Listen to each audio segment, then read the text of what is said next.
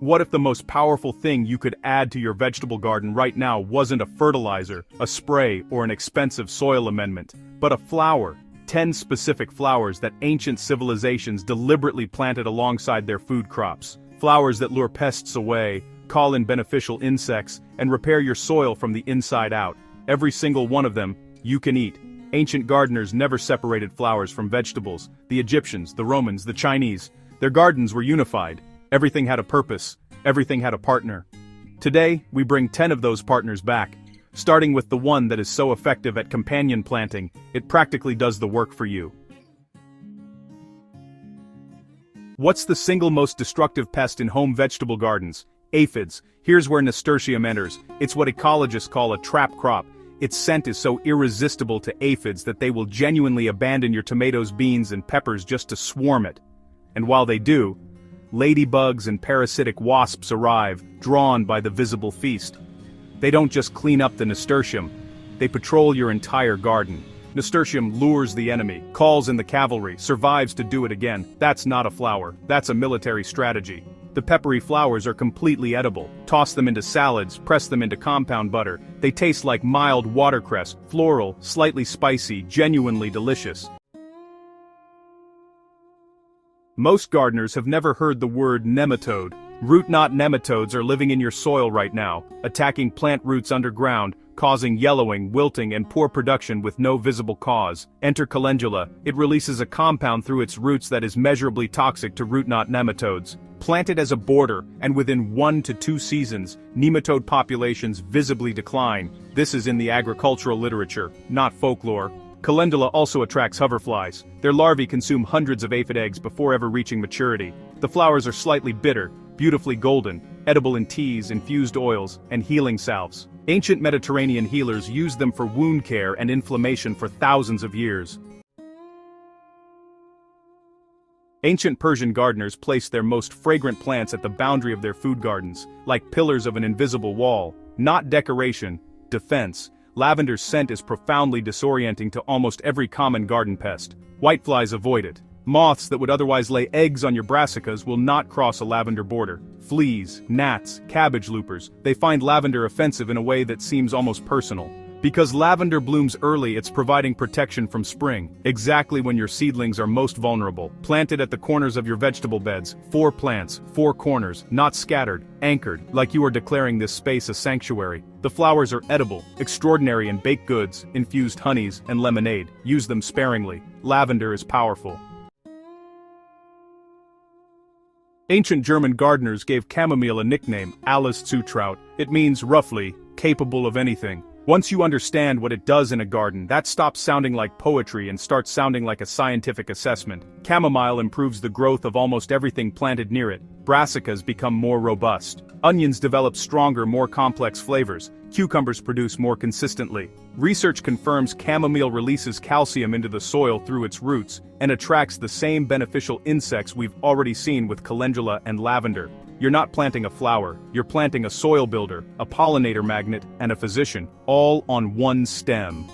The dried flowers make one of the most deeply calming teas in human civilization. Before flowers 5 through 10, and I promise you flower 7 is going to surprise you. The free companion planting cheat sheet is in the description right now. All 10 flowers, placements, pairings, 1 page, free, links below. Let's keep going.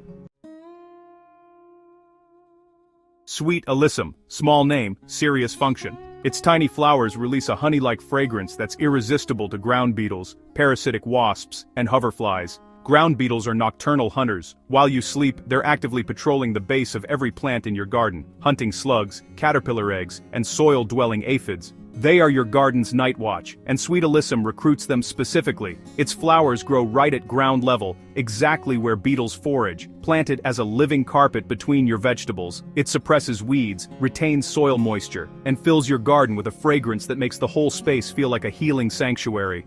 The flowers are mild and honey-sweet, perfect as garnish, in drinks or pressed into soft cheeses.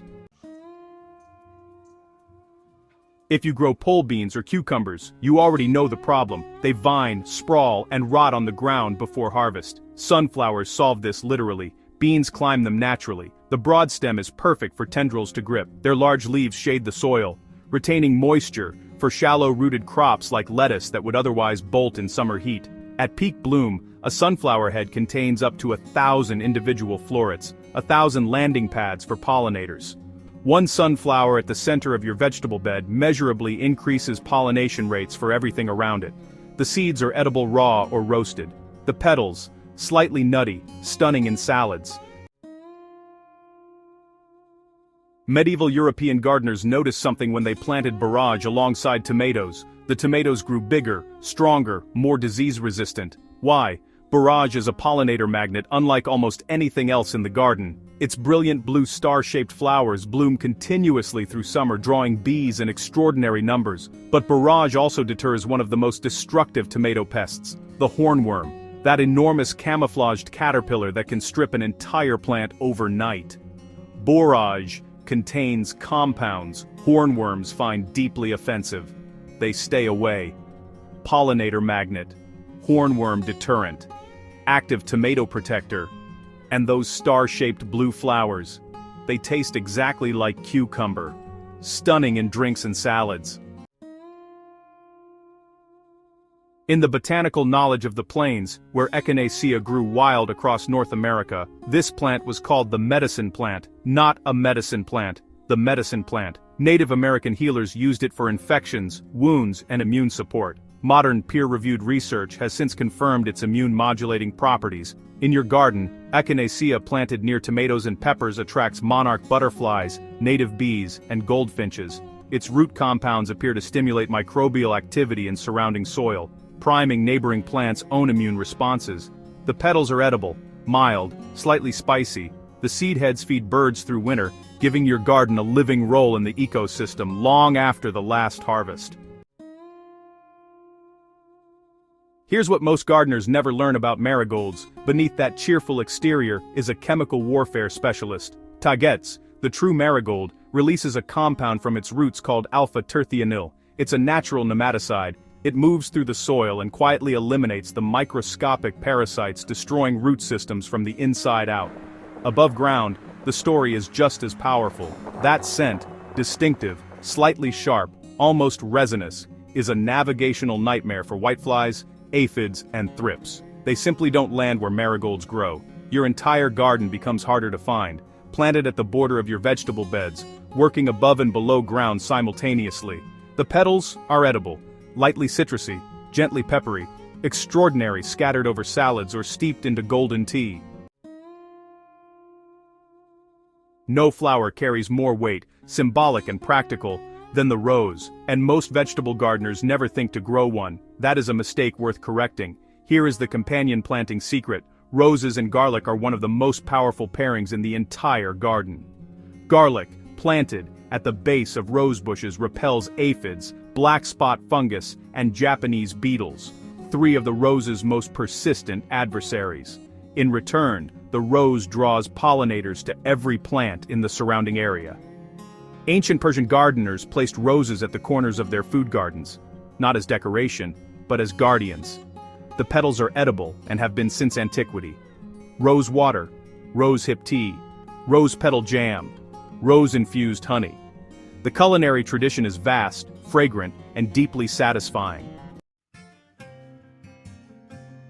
10 edible flowers, 10 companion planting secrets ancient gardeners carried for thousands of years, and that modern science is now confirming, one study at a time. Nasturtium luring the aphids away, Calendula clearing the nematodes below, Borage whispering strength to your tomatoes, Lavender standing guard at the perimeter, Chamomile tending to everything around it, sweet Alyssum deploying the night watch, sunflowers lifting the vines toward the light. Then, Echinacea, strengthening the hidden immunity of your soil. Marigold, the sentinel that is standing guard at the perimeter, and finally the rose, at the gateway, in sacred and ancient partnership with everything you grow.